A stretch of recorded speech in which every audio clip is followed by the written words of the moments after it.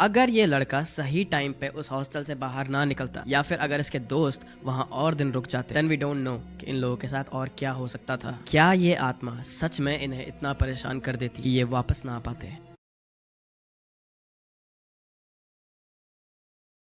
ये बात 2018 की है। मुझे बचपन से ही नेवी का बहुत शौक था। मेरे डैड के पास मर्चेंट नेवी एंट्रेंस एग्जाम का एक ब्रोशर था जिसका कॉलेज मेरे होम टाउन पुणे में ही था, MANET which comes under MIT Pune. मुझे बचपन से ही नेवी बहुत पसंद थी, इसलिए मेरे डैड ने मुझे सब कुछ बताया था। 2018 में मैंने नेवी के एग्जाम्स क्लियर किए and I got 118th rank in Maharashtra. उसके बाद मेरे कुछ इंटरव्यूज हुए और सब कुछ क्लियर होने के बाद I was recommended to join the academy.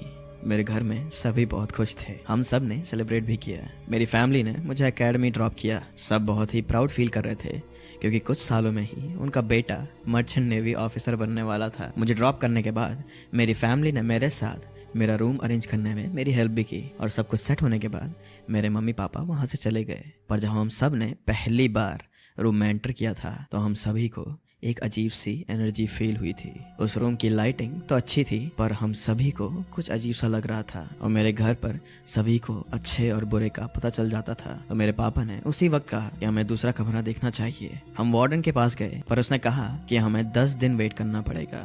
10 दिन बाद फिर मैं रूम चेंज कर पाता। उसके बाद मेरे घर वाले वापस चले गए थे। नेक्स्ट डे से हम सब अपने रूटीन में वापस आ गए। पहले दिन बहुत अच्छा था लेकिन दूसरे दिन के बाद चीजें बदलने लगी। हम 3 लोग एक रूम में रहते थे और मेरा बेड अलग से था विंडो के पास एंड बाकी 2 लड़कों के बंक बेड्स थे। एक रात जब मैं सो रहा था तो मुझे अचानक बहुत सारी आवाजें आने लगी और मेरे दोस्त आसपास ही जग रहे थे। वो लोग लड़ रहे थे और उनके फाइट के टाइम पर मुझे ऐसा महसूस हो रहा था जैसे कि मैं भी उनकी फाइट का एक हिस्सा हूँ। पर अचानक से उनकी लड़ाई कुछ ज्यादा ही बढ़ गई थी। किसी ने किसी को मारा और मेरे फेस पर खून ही खून, मेरे चारों तरफ खून ही खून था। और फिर अचानक मैं डर की वजह से उठ गया था। मुझे तब रियलाइज हुआ कि वो एक सपना था, पर वो आवाजें, वो सपना इतना रियल था कि मैं काफी डर चुका था। फिर मैंने अपने आप को काम करने के लिए पानी पिया और मैं सो गया। अगले दिन जब मैं उठा तो मैंने उठते ही अपने दोस्तों को रात की आवाजों के बारे में बताया और उनसे पूछा कि क्या तुमने भी ये सुना है। पर उन्होंने कहा कि हम सब तो सो गए थे। वार्डन के डर की वजह से कोई कुछ नहीं बोलता था रात में, तो फिर ऑब्वियसली वहाँ कोई आवाज नहीं होगी। पर उस दिन के बाद से मैं थोड़ा अलर्ट हो गया। मैं उन लोगों में से हूँ जो सब चीज़ों में कुछ ज़्यादा ही बिलीव करते हैं, पर फिर भी मैंने ये सब इग्नोर करा क्योंकि मुझे अपनी ट्रेनिंग पे ध्यान देना था। सब कुछ बहुत अच्छा चल रहा था पर 4 दिन बाद मैं बहुत बीमार हो गया।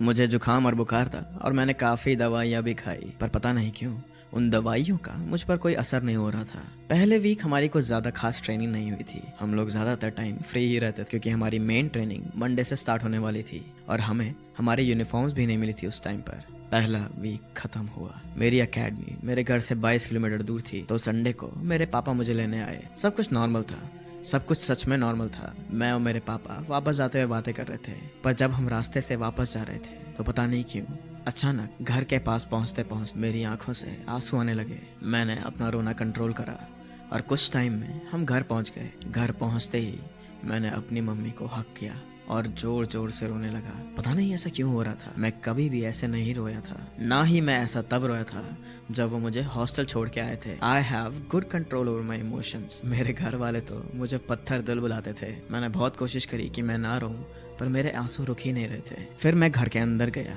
हम सब थोड़ी देर बैठे और उसके बाद मेरे पापा शॉप के लिए निकल गए। मैंने भी अपने रूम में जाकर चेंज करा और फिर अचानक पूरे घर में घबराहट की वजह से मैं यहाँ वहाँ चलने लगा। मेरी बहन को कुछ समझ से नहीं आया।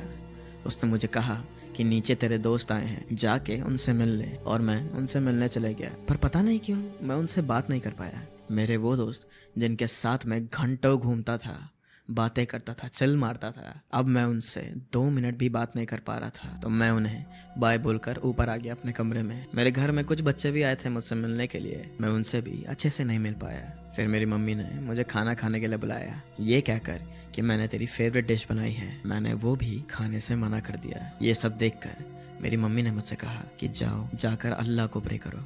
मैंने प्रेयर करी एंड प्रेयर करते ही मैं बहुत जोर जोर से रोने लगा। मेरी बहन ने मम्मी को बुलाया और 2 घंटे तक मैं नॉन स्टॉप रोया।